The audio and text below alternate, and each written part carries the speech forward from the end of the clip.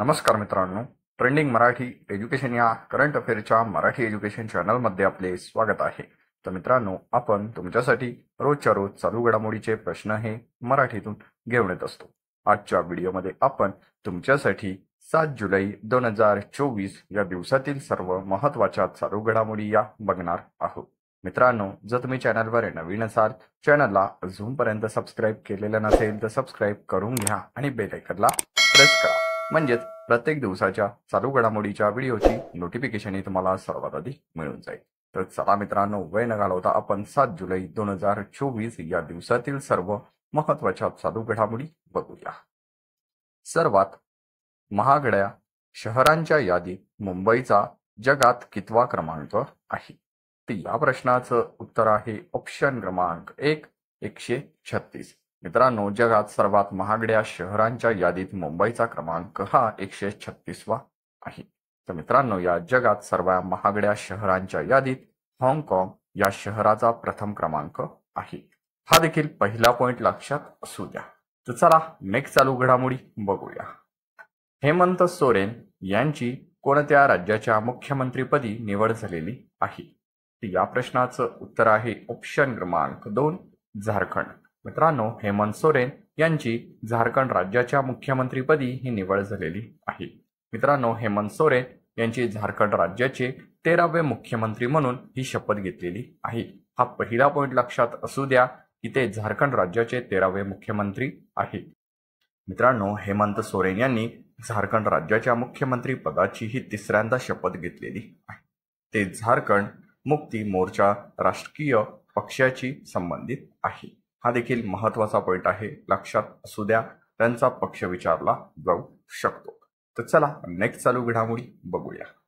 National medical कमिशनच्या अध्यक्षपदी कोणाची नियुक्ती झालेली आहे? तर या प्रश्नाचं उत्तर आहे ऑप्शन क्रमांक 3, डॉक्टर BN गंगाधर. मित्रांनो, नॅशनल मेडिकल कमिशनच्या अध्यक्षपदी आता डॉक्टर BN गंगाधर यांची नियुक्ती झालेली आहे.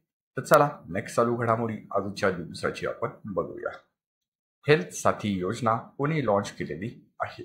मित्रांनो, ऑप्शन क्रमांक 4, पेटीएम. मित्रांनो, हेल्थ साथी योजना ऑप्शन क्रमांक 4 पेटीएमने लॉन्च केलेली योजना आहे. तर चला नेक्स्ट चालू घडामोडी आजच्या दिवसाची आपण बघूया. खालीलपैकी कोणता देश शंघाई कोऑपरेशन ऑर्गनायझेशन, त्यालाच आपण SCO म्हणत असतो, तरी त्या SCOचा नवीन सदस्य बनलेला आहे? या प्रश्नाचं उत्तर आहे ऑप्शन क्रमांक 1, बेलारूस. मित्रांनो, बेलारूस हा देश शंघाई कोऑपरेशन ऑर्गनायझेशनचा नवीन सदस्य बनलेला आहे. मित्रांनो, हा SCOचा 10वा सदस्य देश बनलेला आहे. हा फर्स्ट पॉइंट लक्षात असू द्या, मोस्ट इम्पॉर्टंट आहे, परीक्षेला प्रश्न विचारला जाऊ शकतो. तर दुसरा पॉइंट असा आहे की शंघाई कोऑपरेशन ऑर्गनायझेशनने 2024-25 साठी किंगदाओ शहराला सांस्कृतिक व पर्यटन राजधानी म्हणून घोषित केलेले आहे. हा देखील दुसरा पॉइंट मोस्ट इम्पॉर्टंट आहे, तो देखील आपल्या करंट अफेअरच्या बुकमध्ये नोट डाऊन करून ठेवा.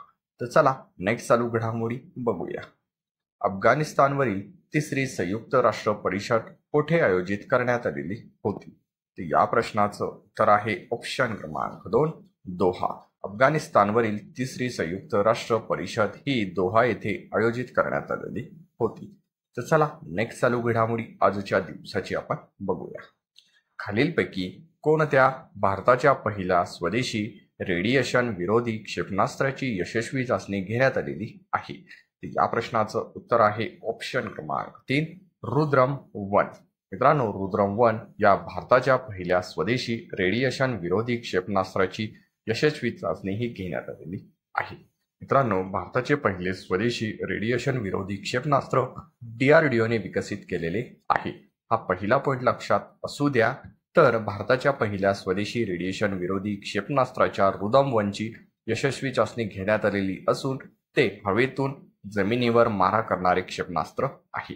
हा देखील मोस्ट इम्पॉर्टंट पॉइंट आहे, तो लक्षात असू द्या. हे रुद्रम-1 हवेतून जमिनीवर मारा करणारे क्षेपणास्त्र आहे. तर चला नेक्स्ट चालू घडामोडी आजच्या दिवसाची बघूया. केंद्र सरकारने स्मार्ट सिटी योजनेचा कालावधी कधीपर्यंत वाढवलेला आहे? या प्रश्नाचं उत्तर आहे ऑप्शन क्रमांक 4, मार्च 2025. केंद्र सरकारने स्मार्ट सिटी योजनेचा कालावधी हा मार्च 2025 पर्यंत वाढवलेला आहे. तर चला नेक्स्ट चालू घडामोडी आजच्या दिवसाची बघूया. युनेस्कोच्या जागतिक वारसा समितीचे 46वे सत्र कोणत्या देशात आयोजित करण्यात येणार आहे? या प्रश्नाचं उत्तर आहे ऑप्शन क्रमांक 1 भारत. मित्रांनो, युनेस्कोच्या जागतिक वारसा समितीचे 46वे सत्र हे भारत देशात आयोजित करण्यात येणार आहे. मित्रांनो, भारतात नवी दिल्ली येथे 21 ते 31 जुलै 2024 या कालावधीत युनेस्कोच्या जागतिक वारसा समितीचे 46वे सत्र हे आयोजित करण्यात येणार आहे. मित्रांनो, हा कालावधी देखील लक्षात असू द्या. तर मित्रांनो, अशाच रोजच्या रोज टॉप 10चे करंट अफेअरचे प्रश्न हे बघण्यासाठी ट्रेंडिंग मराठी एज्युकेशन या करंट अफेअरच्या मराठी एज्युकेशन चॅनलला तुम्ही अजूनपर्यंत सबस्क्राईब केलेलं नसेल तर सबस्क्राईब करून घ्या आणि बेल आयकनला प्रेस करा. म्हणजेच प्रत्येक दिवसाच्या चालू घडामोडीच्या व्हिडिओची नोटिफिकेशन ही तुम्हाला सर्वात आधी मिळून जाईल. मित्रांनो, वेळ न घालवता व्हिडिओला एक लाईक जरूर करा आणि व्हिडिओ हा जास्तीत जास्त शेअर करा. मित्रांनो, आपल्या चॅनलचाच उद्देश असा आहे की कमी वेळेत जास्त अभ्यास व सर्व विद्यार्थ्यांपर्यंत विनामूल्य माहिती पोहोचवणे एवढंच आहे. ट्रेंडिंग मराठी एज्युकेशन या करंट अफेअरच्या मराठी एज्युकेशन चॅनलवरील कुठलाही विद्यार्थी आणि विद्यार्थिनी येत्या आगामी पेपरमध्ये करंट अफेअरच्या बाबतीत मागे राहता कामा नये. तुम्ही पूर्ण व्हिडिओ बघितल्याबद्दल तुमचे मनापासून धन्यवाद.